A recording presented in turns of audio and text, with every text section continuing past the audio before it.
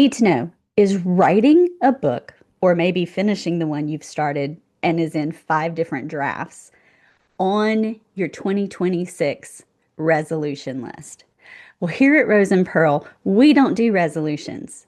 What we do is called creating structure that leads these God given goals to becoming reality.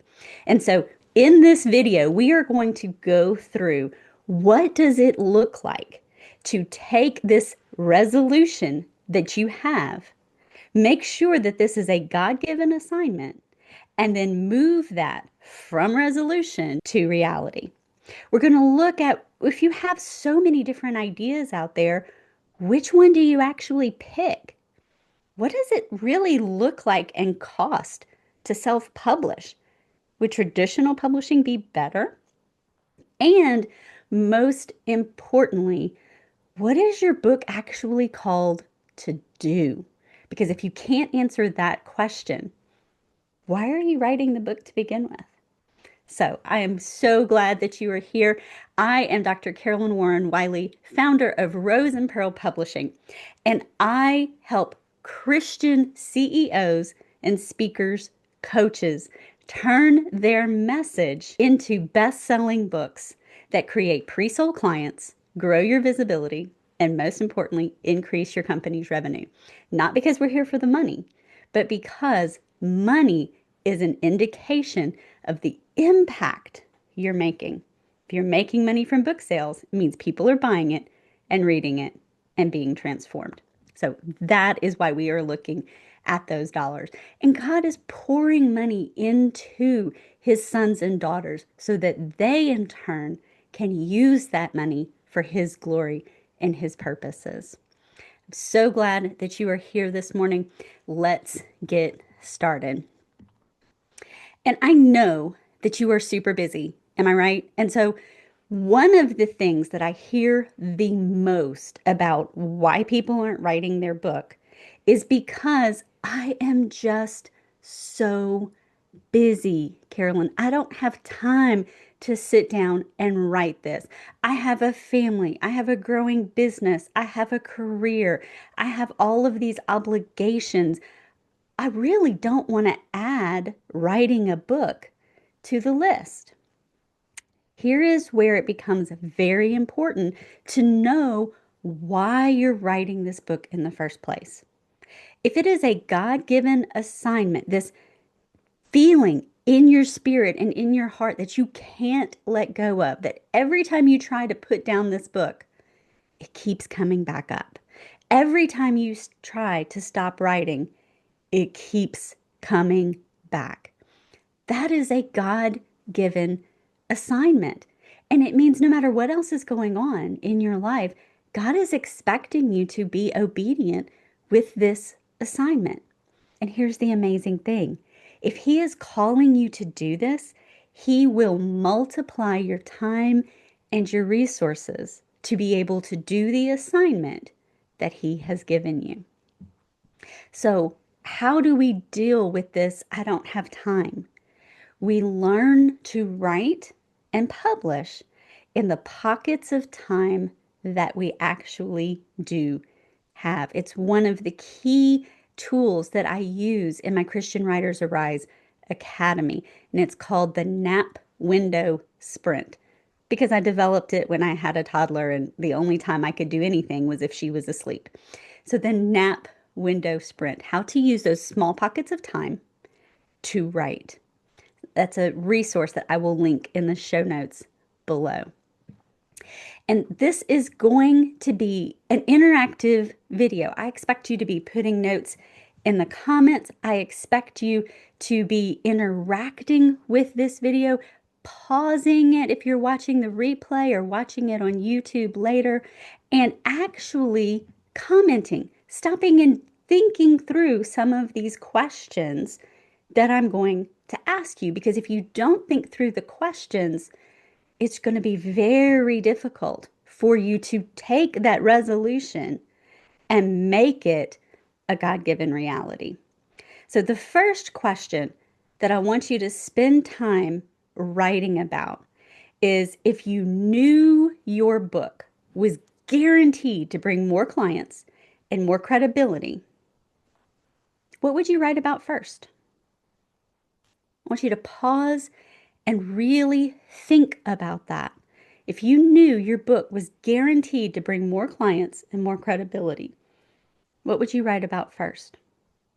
And then when you think about writing your book, what thoughts are coming up that stop you from writing or stop you from finishing once you've already started? Those are the same lies that keep everyone small. And today we are going to replace those lies with structure and strategy. Because you're not here because you lack expertise. You have all of the resources and the abilities that God needs. You're here because you lack certain pieces and keys to moving from, I've got this thing I need to do, to making it happen. And this is exactly why I created Rose and Pearl Publishing, to help authors like yourself steward their message with excellence and strategy, not wishful thinking, not Googling things at midnight, not looking at Amazon KDB Facebook groups that give you so many different answers that your mind starts swimming because you don't know what to listen to. We need to get clarity around your message, systems for writing without overwhelm, and how to position your book for profit and for impact. So let's start with the first of those 3 milestones, clarity, because clarity is your compass. Without clarity, you're just going to write in circles. And if that feels like you, if you feel like you've been in the washing machine spin cycle, this is probably what's going on, is that there's something around your book that lacks clarity. This is always the first conversation that I have with clients is, what is your book going to be about? Who is your ideal reader? And why are you even writing it in the first place? Because if you don't have clarity around the who, the what, and the why, it's going to be really hard to write a great book. So let's get clear with that right now. Okay? I want you to take a minute and I just want you to brainstorm all of the things that you know God is calling you to write in this book. Again, if you're watching this on replay, you're just going to hit pause. If you're watching this on YouTube, just pause and list out all of the things that God is calling you to write. Okay? Now, we're not talking about giving away your frameworks or your intellectual property in the form of a book. If God calls you to do that, you can certainly make that choice.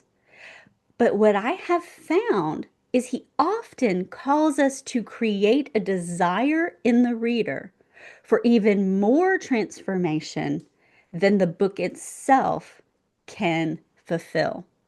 So it's about shifting mindsets. If you can create that desire for the change, then you can step in as that ideal coach or mentor to help them create further change. If you are simply providing them the change in the book, what we're going to typically see is that people say, okay, thank you, I'll do this on my own. And they take your book and they try to run with it. And then the same thing happens that you've seen with your clients for years and years is they get stuck because it's that personal relationship and mentorship that actually helps us walk through the change. That's why God calls us to mentor the younger brothers and sisters, because He has built us for community. He's built us to sharpen each other and to guide each other. And yes, books can help us shift mindsets, but that true heart transformation where you're walking it out day by day actually comes in the coaching sphere, in that one-on-one or one-to-many coaching group. So what we need to think about first is, What is the one feeling that you want the reader of your book to come away with at the end of the book? Maybe you're wanting them to feel encouraged. Maybe you're wanting them to feel seen. Maybe you're wanting them to be hopeful. Maybe you're wanting them to be entertained. Maybe you're wanting to educate about a specific topic. Understanding exactly what you're wanting them to feel at the end of the book is going to guide the entire process. So I want you to come up with that one word. Pray about it. Ask Holy Spirit, Lord, what do you want these readers to feel at the end of this book? That feeling is your through line. It's the heartbeat of your message. You have tons of stories, anecdotes, testimonials, client interactions that you want to put in the book, and you can't share everything, nor should you. So, how do you know what to share, what to include, and what to hold back? This theme, the one thing that you're trying to move them forward towards. You don't want to be chasing rabbit trails. You want to be super clear on the goal of your book so that you can decide what parts to put in and what parts to put out. Now, I often have fiction writers in my program as well. So, how does this apply to someone writing fiction? It's the same thing. You can chase rabbit trails in fiction just as easily as you can, if not more easily, than you can in nonfiction. The difference is when you're chasing a rabbit trail in fiction, you're getting the reader off track and they become very disengaged with the book, the same way in nonfiction, and it subtracts from the main plot line.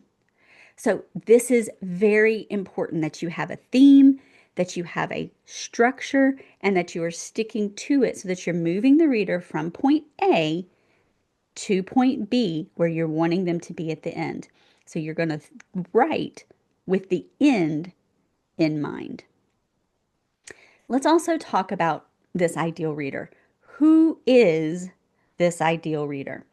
I want you to picture them in your mind. I want you to think about them as sitting on the other side of your laptop, and they are literally talking to you, asking questions, sharing with you the pain and the struggle that they are experiencing. So maybe they are experiencing the pain and struggle of having to sit bored on an airplane for 3 hours. And you're like, I got an amazing story that will entertain you for those 3 hours. I can fix this. Or maybe, and more likely, they are a client that is coming to you with a specific heart struggle that you help clients walk through all the time. And you know exactly the tools God has given you to make that transformation. That's who you're picturing. You're picturing that exact person sitting there with their pain and their struggles and their questions, and you're speaking directly to them. What I don't want you to do, and I see many authors do whose books do not hit those bestseller lists, is they write it for everyone. You can't write a book for everyone. Everyone is not a person. Susan from Baltimore, who just lost her child and wants a book on how to navigate this amazingly horrific situation, that's a person. That's someone you can help. Evelyn, who is 10 years old and looking for an amazing new fiction book to read, and there's nothing out there that doesn't have new age magic in it. That's someone that you can help and write an amazing story for. You need a specific person in mind. Because guess what? In a world of 7 billion people, there's going to be millions like the person you are picturing very specifically. So get rid of this idea that your ideal reader is everyone. No, your ideal reader is someone very specific. And I need you to get crystal clear on who they are. Now, let me tell you one more key element in identifying that ideal reader. We're actually not looking for demographics. I know I mentioned them in both of my examples, but those were not actually the important elements. They just will help you picture that person. The key element is the reason they show up to the book. I've lost a child. I'm grieving. I'm desperate for help. I'm looking for a book because I'm an avid reader at 10 years old, and there's nothing out there that my parents feel is edifying. That heart posture, that pain, that question, that longing is actually the ideal that you're looking for. That's the key element of the ideal reader that's going to take this from some abstract idea to someone you can see specifically sitting there and you can write to them. Okay? So, milestone number one is you've got to get clarity around who you're writing for, what you're writing, and why you're writing it. So let's move to milestone two, systems. This is actually how do we put words on the page? And we're going to go over how to get started, how to keep going when writer's block causes resistance, and how to know when you're done. Because I get that question so much. I've been editing and editing. How do I know if I'm actually done? We're going to answer each of those this morning. So let's start with how do I get started? This is some of the most annoying advice you'll ever hear from me or from any writing coach. And unfortunately, it is just the truth. The way you get started writing is you sit down at your computer and you write.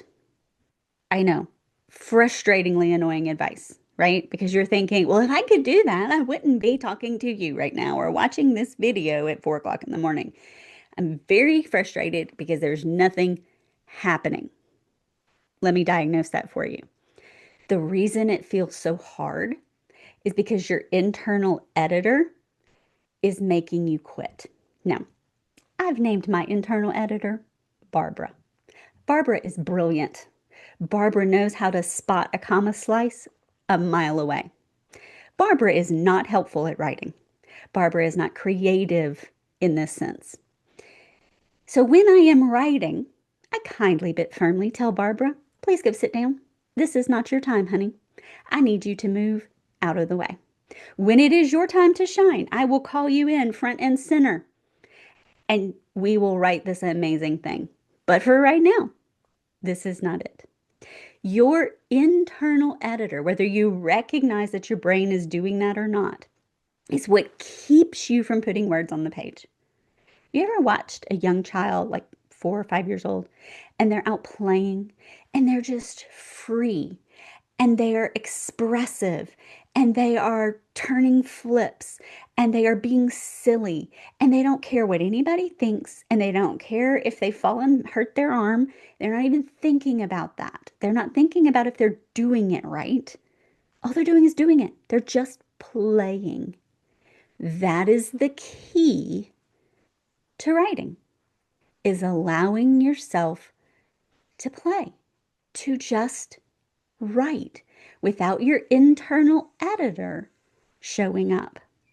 So if you're hitting that resistance, that writing block, more than likely, that is what is happening. Is you're running into this internal critic telling you, you need to go fix that grammar. Oh, that's a terrible sentence. This writing looks awful. This doesn't look like any of the writing I have ever seen. Well, of course not. The writing you've seen has gone through 5 rounds of self-editing by the author, 10 rounds of editing by professional editors, formatting, scrubbing. It is not the version that is on their computer when they're putting down that first draft. Nobody sees that. Some people will never even allow anyone to see that. Guess why? Because it's terrible. Every good writer starts with a terrible, awful first draft. But we don't tell you that. So there's your secret for this morning. It's going to be terrible when you first do it. It's through the editing that it becomes that beautiful manuscript, not from the writing. So here's what we're going to do. We're going to write with abandon. Okay. When things tell us, oh, this is terrible, we're going to write it anyway. When we feel like we have nothing to say, we're going to write anyway. When we are writing and there's so many spelling and grammar mistakes that we're thinking, did I even pass 11th grade English? We're going to write it anyway because none of that matters. All of that will be cleaned up once you have something on the page. Because here's the truth. You can't edit a blank page, but we can edit bad writing. That's it. We can edit anything that's on the page. So get something on the page. One of my favorite quotes is by William Faulkner, and I live up here near Oxford, Mississippi, where he wrote all of his famous works.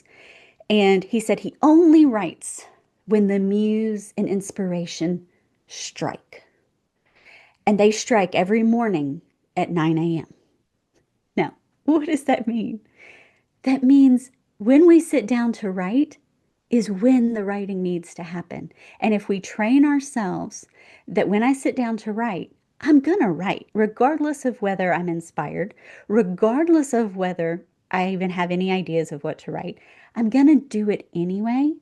Your brain actually learns, okay, I guess it's 9 o'clock. I guess it's time we better come up with something.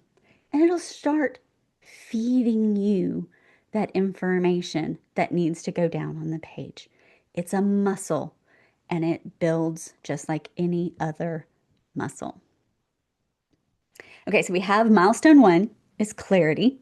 Milestone 2 is systems. We're gonna get something out there.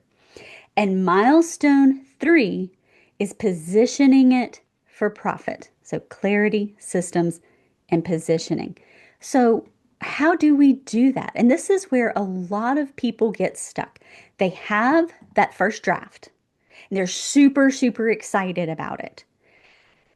They've even spent maybe years editing and re-editing this first draft.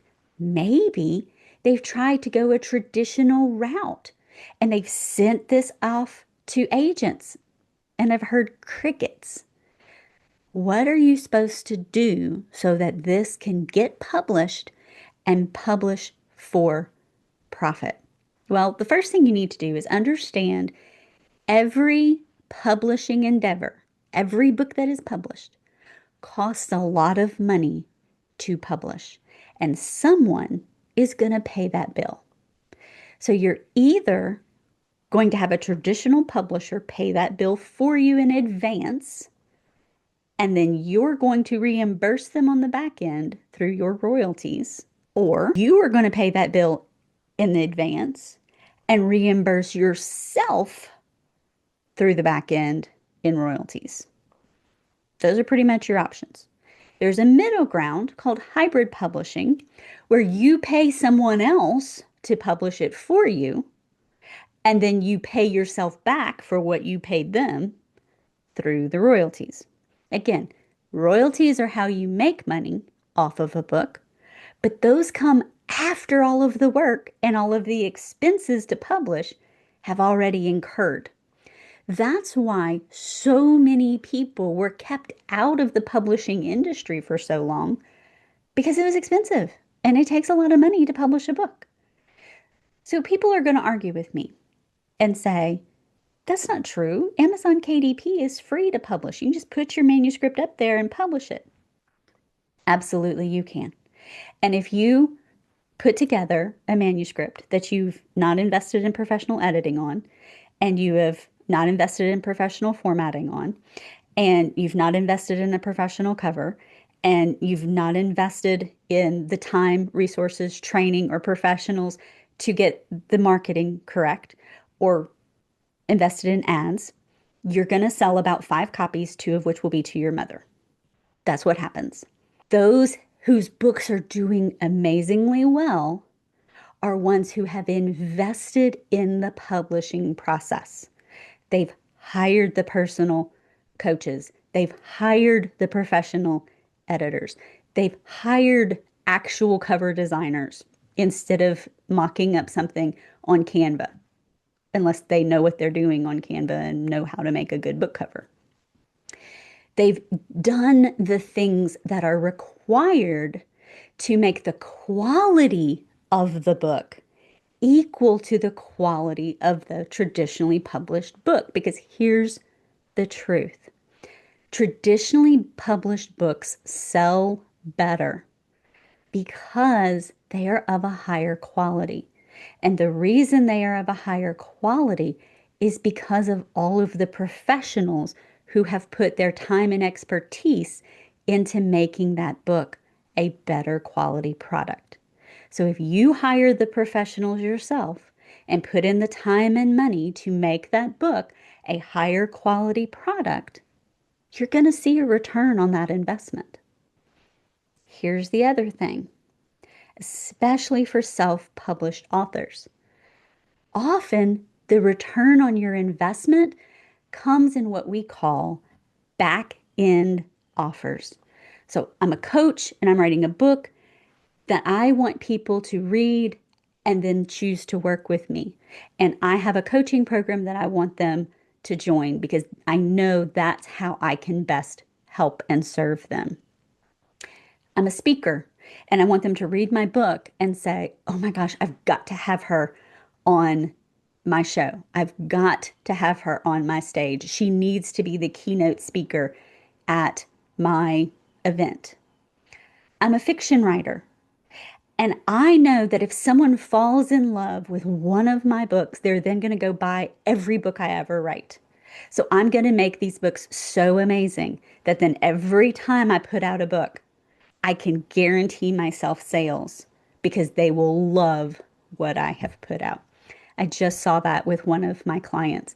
He literally can double the number of sales he made on this first book because of the fact that everybody who's read this first book has said, when's the second one coming out? Everyone is waiting for that second one. All he's got to do is write it, and he's immediately got those sales. So every book has a job, and that job is what's going to produce the return on investment, not necessarily the dollar figures that come in from that specific one book. Okay, so that's how you make it profitable. Now, I've hinted about these things as I've been talking, but I want to go through very specifically what people do I actually need to hire. And I've got a great resource for you on that I will have linked in the show notes as well. And that is called the Publishing Playbook, where I list all of this out for you. So you can go and grab that and you'll have this whole list. Okay.